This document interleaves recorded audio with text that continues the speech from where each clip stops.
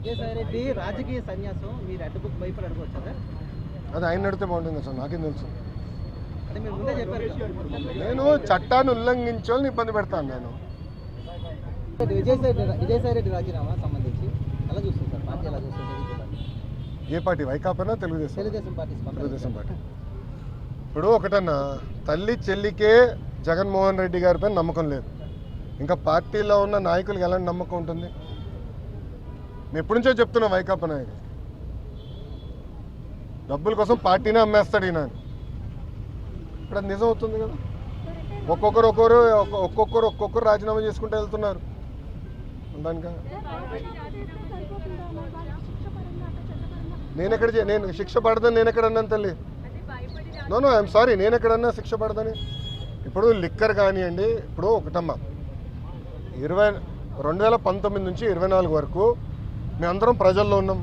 పాదయాత్రలో కూడా నేను చెప్పా, ఎవరు నేను వదిలిపెట్టాను, ఏ అధికారులు రాజకీయ నాయకులు చట్టాన్ని ఉల్లంఘించారు ఎవరిని వదిలిపెట్టానని. ఇప్పుడు దర్యాప్తు జరుగుతుంది, ఇన్వెస్టిగేషన్ జరుగుతుంది, త్వరలోనే అన్ని బయటకు వస్తే నేను భావిస్తున్నాను. So let investigation get completed అమ్మా.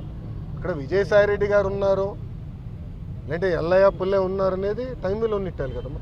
సో ఇన్వెస్టిగేషన్ జరగకుండా నేను ముందరే మాడతాం కూడా కరెక్ట్ కాదు. Let investigation happen. Yes yes మీరు కాకినాడ పోర్ట్ విషయం కూడా మీ అందరు తెలిసిన విషయమే. కాకినాడ పోర్ట్ కూడా అడ్డగోలుగా తుపాకులు పెట్టి రూపాయి ఆస్తిని సుమారుగా 6 పైసలకి కొట్టేసానికి ప్రయత్నించారు. కొట్టేశారు, క్షమించాలి, ప్రయత్నం కాదు, కొట్టేశారు, ట్రాన్స్ఫర్ చేసుకున్నారు. కేసు పడింది, దానిపైన ఈడీ వాళ్ళు కూడా లవ్ లెటర్లు రాశారు విజయసాయి రెడ్డి గారికి, రా బిడ్డ రా అని ఇంటికి. అన్నీ బయటకు వస్తున్నాయి కదా, సిమిలర్ ఫ్యాషన్ దీనిపైన కూడా కంప్లైంట్లు వస్తాయి, తప్పనిసరిగా యాక్షన్ తీసుకుంటాం. విశాఖలో చాలా ల్యాండ్స్ కబ్జా చేశారు, గతంలో ప్రతిపక్షంలో ఉండేటప్పుడు మీరు ఆరోపించారు, ఇక్కడ నేతలు కూడా మాట్లాడారు. అవునండి. సో ఇప్పటికీ అంటే దాదాపు 6-7 నెలలు అవుతుంది. అయితే ఇన్వెస్టిగేషన్ నడుస్తుంది అన్నారు, ఎక్కడా కూడా గతంలో అధికారులు కూడా స్వయంగా చెప్పింది అంటే అంత లీగల్గా ఉంది, సో ఎక్కడ తీసుకోవడానికి ఆస్కారం లేదంటే. సో స్టిల్ ఇప్పుడు కూడా వాళ్ళు సో ప్లీజ్ బీ పేషెంట్, ఓపిక పట్టండి స్వామి, దర్యాప్తు జరుగుతుంది కదా. అవునండి, ఇప్పుడు మనం కూడా మాట చెప్పా, ప్రభుత్వ పరిస్థితి గురించి కూడా దయచేసి ఒకసారి ఆలోచించండి. గత ప్రభుత్వం చేసిన అవినీతులు అన్నిటిపైన ఒకేసారి నేను దర్యాప్తు చేయాలంటే ఇంకా లా అండ్ ఆర్డర్కి పోలీసులు మిగలరమ్మా. ఎందుకంటే భూ అక్రమాలు కానీ, ఇసుక అక్రమాలు కానీ, మద్యం అక్రమాలు కానీ, గాలి కూడా అమ్మేశారు స్వామి.